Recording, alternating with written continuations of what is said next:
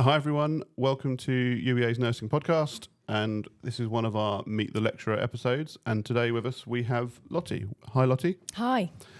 So thanks for coming on to talk to me. If we could just start with a little bit of an introduction.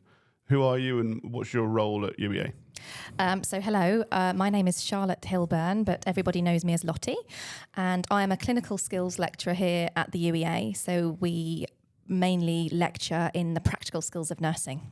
Fantastic. So the students will see you on their practical sessions rather than in lectures or seminars. They'll see you when they're coming in for their nursing practice and simulation, that kind of stuff. Absolutely. Brilliant. Lots of simulation and lots of fun. Okay. So we're going to talk to you about kind of your career and what got you to being at UEA, but let's start with the background to it. Tell me how you got into nursing in the first place. When did you do your training? Did you always want to be a nurse? Why did you want to be a nurse? So I qualified as an adult nurse in 2009.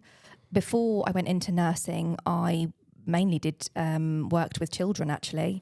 And then I soon discovered that actually adults and care was the way to go really for me. So once I had sort of done working with children for a couple of years and went into sort of adult social care, I soon realised that it was the health side of things that I needed to progress in, and sort of naturally progressed into adult nursing. Briefly worked with learning disabilities as well. And again, that sort of got me into the adult sort of side of things, and then sort of naturally into my nursing, yeah. Okay, so you didn't come down the traditional route of always wanting to be a nurse and going straight into it when you left school. Took a little bit of time to find where you wanted to go to. I think I did, yes. It was definitely working with children when I left school was what I wanted to do. And I did that for a couple of years. And then that went into sort of adult social care from there. Okay. And then into working with adults with learning disability where they had quite a lot of health problems, things like that, these people with disabilities. So that then naturally got me sort of sparked up to want to do more about the health side of things, really. Yeah, well, that makes sense. And then, So working with children made you realise you wanted a career working with adults. That's basically how you got there. Yeah, I loved working with children, but it was quite brief, really. It was quite young in my sort of job career. Yeah. And, quite quickly I found that the adult side of things was a little bit more interesting and just sparked my interest, yeah. Yeah, okay. Absolutely. And where did you do your training? I did my first year of nurse training at Addenbrooke's. Mm-hmm. So I was a student at the Homerton School of Health Studies in Cambridge. Yeah.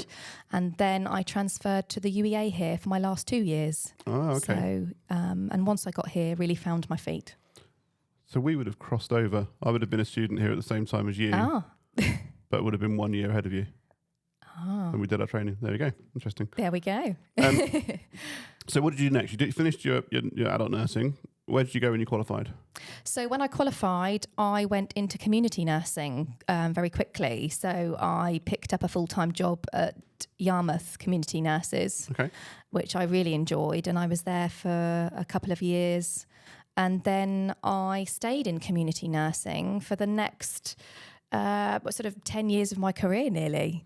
In various different places in Norfolk. So I worked for Norfolk Community Health and Care for sort of 7+ years, various locations around Norfolk, and that was my speciality really. Yeah. And what drew you into community nursing? Why community? I think when I was a student, it was the one placement that I had that I felt really comfortable in.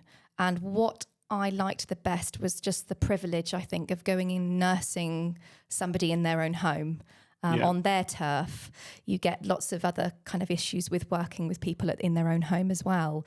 You don't just go in and do one job usually. You can't just go in and do your one task and leave. No, there's lots of people with lots of long-term conditions. There's family issues. There's lots of public health issues. I did quite a lot of palliative care, things like that. Worked really closely with residential homes and social care as well. So really fulfilling, highly recommended. Oh, okay, that's interesting. So you had, we had Lorraine, who's also done one of these, and she talks really similarly about community nursing and why she went into it and the privilege of being in someone's house. It was, and although I don't do it anymore, I will always miss it and always look back really fondly. What were the challenges of community nursing? So I kind of see why you've gone into it, What's the downside?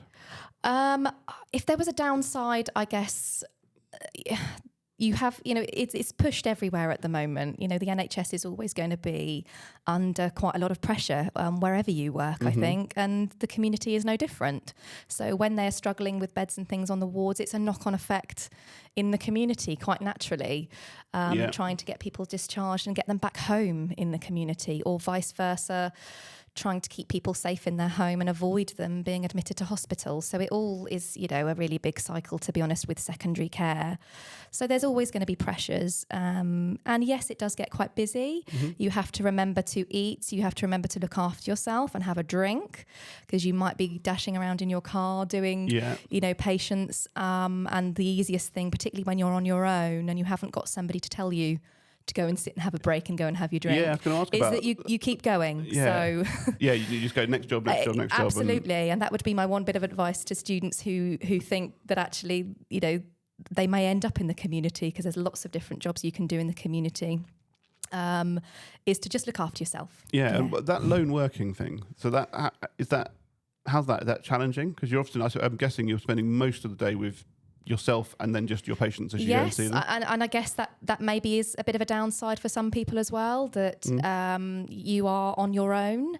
So, if you go into community nursing quite quickly, you learn quickly, you make decisions for yourself, but you've always got your team. If you've got a good team behind you, which I always did, there's always fantastic nurses on the other end of the phone if you need anything. Yeah. But you do have to look after yourself, absolutely. Yeah. And so you're not, although you're alone, you're not isolated. You've got that team of people that you can call on. I didn't feel isolated as such.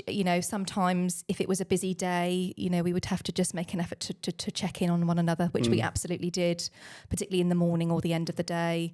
And if you're in a good close-knit team, you'll always hear from your colleagues and just make sure that everybody's okay, and everyone can manage their workload throughout their shift. Okay. And what would you say to people who are thinking about going into community nursing as their first job?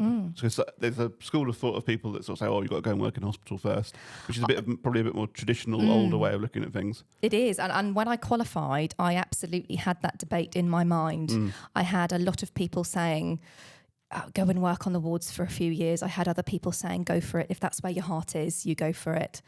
At the time, I was offered the job straight out of university. So because my heart was there, I did go straight out. Okay. Looking at where I am now, I'm exactly where I want to be. And I think I'm now a lecturer in university here. And I think that my CV, looking back, was another reason why I'm here talking with you, Joe, because quite a lot of my colleagues have got a lot of acute experience. Yeah. So my experience is very, very different from that of some of my colleagues, but that's probably why I'm here now. Yeah, and all these skills that we teach and that you lead on a lot of them on the MPS are skills people are going to do in someone's house. Absolutely. And having that look at wound care, it's all very simple to explain how to do wound care when you're at a bedside, but when you're doing it in someone's front room with a dog in the room, there's a different additional challenge to it, isn't there? I've had all sorts. I've stepped over interesting things to get to my patients. I have gone up the side of buildings on the top of flats to visit my patients. I've gone across a field of cattle and had to open a gate. There was a risk assessment there, wasn't there? But so it's not going to be boring. Yeah. Absolutely. And a lot of the skills, like you say, are very transferable. They're very generic to a lot of patients in wards and in acute settings as well as in the community. Yeah. Very fulfilling. And then what got you to come across to the university? So you're out in the community, you're doing what you really enjoy, and then you're here. So in between my community nursing and coming here, I left community nursing, I think around 2014, and I became a trainer in social care for a learning disabilities company. So basically they provided social care for adults with learning disability and older people with dementia across Norfolk. And they employed me as a nurse to deliver the staff's training.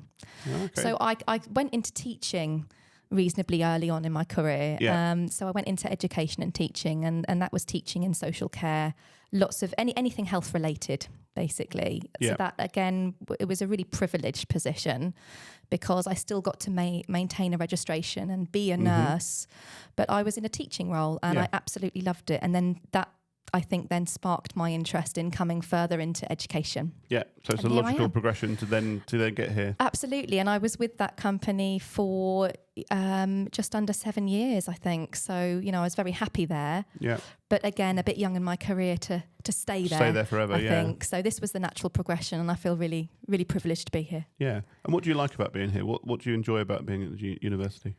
The biggest thing, particularly in my role as a clinical skills lecturer, actually, there's a couple of things. The one thing that really springs to mind is the equipment and the technical side of things that we have here now at the UEA. So when I qualified, we didn't really have a lot of clinical skills taught to us at the university. I'm sure you'll agree. Yeah, we so, you know, you really relied on your placements to give you those clinical skills. So what is fantastic is that we have these amazing facilities now to teach students, lots of simulation, lots of really the bread and butter of nursing, really. The hands-on, the injections, the blood pressures, your A to E assessment. There's all loads of clinical skills and really high-tech equipment here that's fantastic. We even have a virtual room here that you can put a ward scene on all 4 walls and pretend you're in a ward. I mean, if I had those things when I was a student, then I would have been in my element. I think changed a lot, hasn't it? Absolutely. And I think the first thing that sprung out to me when I came here was actually a bit of jealousy. I thought, why didn't I have this when I was here? This is amazing. Yeah. So, and the mannequins, any students have to come and see us and just have a look at some of the high-tech mannequins we have now that can blink and you can change their eye colour and they can scream at you if they want to. So it's fantastic. Yeah, brilliant. And if we were going to ask you, you gave a top tip for like the community working of looking after yourself and making sure you have your breaks and that kind of stuff. What about for the students? What's going to help them maybe within clinical skills and that? What would be a good tip for a new student? I think perhaps a good tip would be just to try to relax and enjoy it and go with the flow. We do quite a lot of simulation now and role play, things like that, and not obviously everybody's cup of tea, but to reassure students coming in, this is something that it will just become part of you as a student as you go along. So be reassured that if you do feel a little bit awkward in some of the clinical skills sessions because you're perhaps doing a little bit of role play or you're practicing a clinical skill in front of us, and naturally people are going to feel a bit self-conscious, but I'd like to reassure students that hopefully that will ease because we're all really nice. We all understand. We don't want to make anyone feel, unpleasant. It's all got to be an enjoyable experience, and we'll really aid that. We'll really help you with that, and your peers around you will help as well. And soon it will just come part and parcel of what you do. Yeah, so you should leave a skills session feeling more confident. You shouldn't ever feel down. By the end of it, you should be built up, feeling more competent and confident. Yeah, absolutely. And hopefully, by the time you progress in your nursing, if you come and see us at the UEA, that you will hopefully feel like that. And if not, we're here to help. Yeah. So okay. And so students will see you in their taught sessions, but they can also come into the drop-in skills room and they might see you in there as well if they want to come along to practice skills. Absolutely, yes. So we are mainly based, I'm a team of just a few of us. There's about 4 of us clinical skills lecturers, and we are based in the drop-in centre, and the drop-in centre is basically a place where students can come and practice clinical skills without having to book or without having a proper session. Yeah. So again, going back to any students that perhaps in the session felt perhaps a little bit awkward doing an injection technique in front of the group or something like this, then you can always come and see us afterwards. You can, the word drop in is exactly what it says on the tin. You can pop in and say, do you know what, I just want to go back over practicing that injection or that cannula, or I just want to take some blood or practice a blood pressure. Then you can pop and see us and pick up the skill there and then. Brilliant. No need to book. Okay. Well, thank you very much for coming in. Thank you. I hope you found that interesting. If you did, please make sure that you share the video with other people, like it, add any comments or questions underneath. If you subscribe to the channel, you'll get alerts when there are new episodes added, and explore, because we're going to be doing lots of these Meet the Lecturer episodes, so there'll be more around that you can look at as well. So that's great. Thank you for coming in. Thank you. All right.